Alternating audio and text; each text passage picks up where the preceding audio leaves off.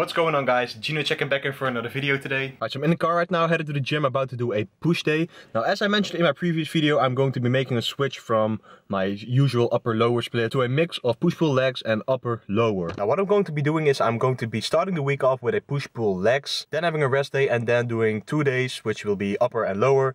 Then on Sunday is my off day, and then I repeat the whole schedule. Simply because I've been doing upper-lower for 1.5 years already or something.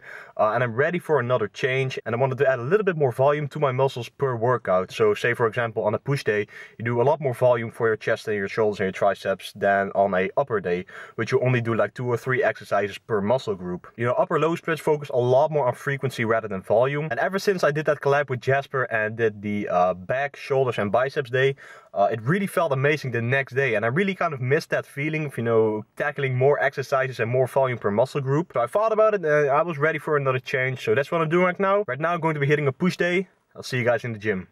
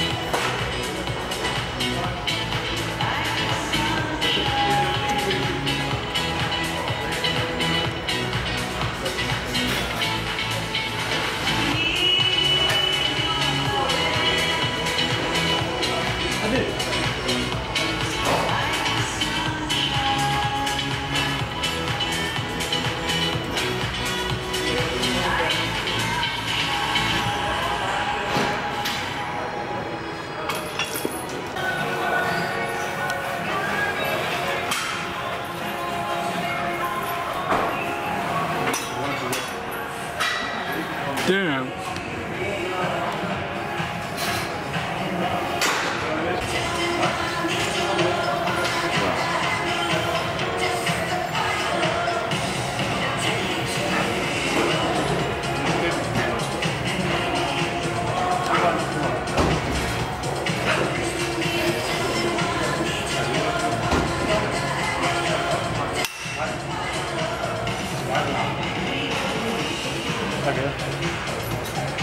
Alright, so I'm back home right now for my first day of the new split, and honestly guys, it felt freaking amazing. Like, the difference in volume makes the pump so much freaking better. And you know, not that I chase a pump during my workout, because you know, a pump is not a good indicator of an effective workout. It's always better to chase progressive overload instead of chasing a pump in that particular way. It just felt really awesome, you know, getting some more volume into my muscles. And I'm really excited how the workouts are going to be, you know, in the coming weeks, however long I'm going to be doing this split anyway. So, alright, so just came back home from the gym. Post-workout time. Greek yogurt.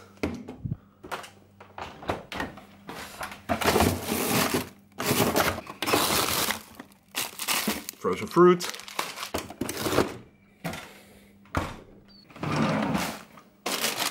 Rice cakes. I really hope I didn't smash these.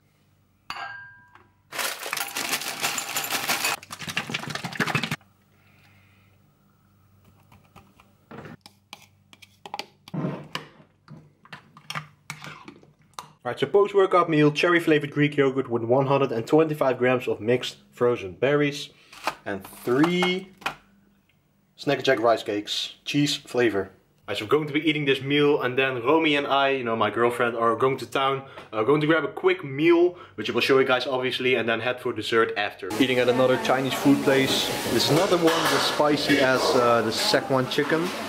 But it's chicken and the spiciest sauce that they have over here. They has the teriyaki chicken and a little bit of a of a shrimp. Alright, so after the really filling Chinese meal, the bae wants ice cream. Oh no, she wants churros. I love churros. And it comes with ice cream, so we made a deal. I'm going to eat the ice cream and she's going to eat the churros. I'm also gonna eat some of the ice cream. Yeah, most likely. She steals my food all the time.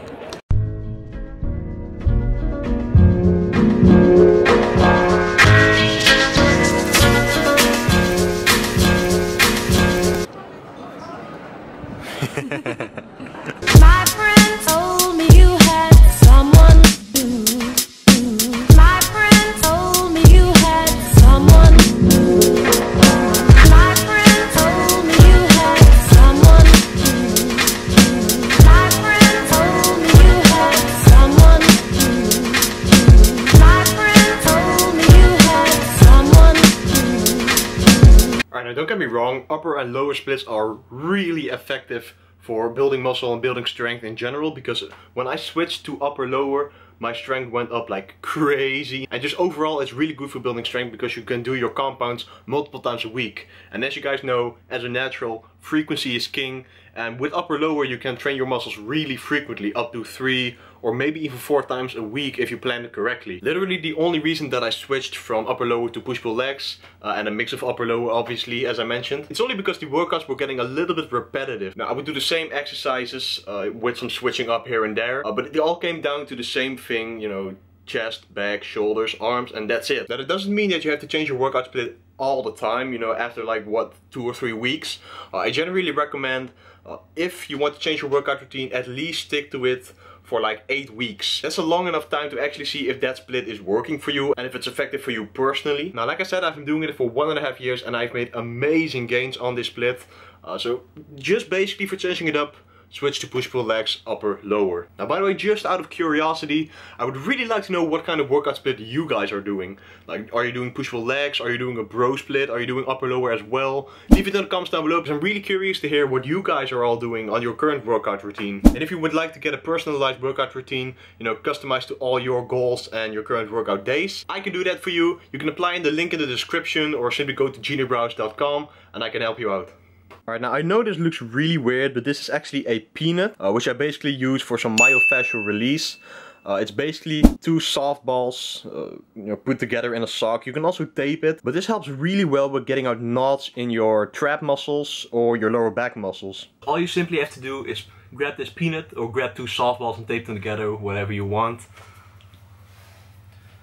Put them right underneath your lower back. Put them in the middle or something. And find some tight spots. Oh, freaking hell, guys. And just roll it out like so. Oh.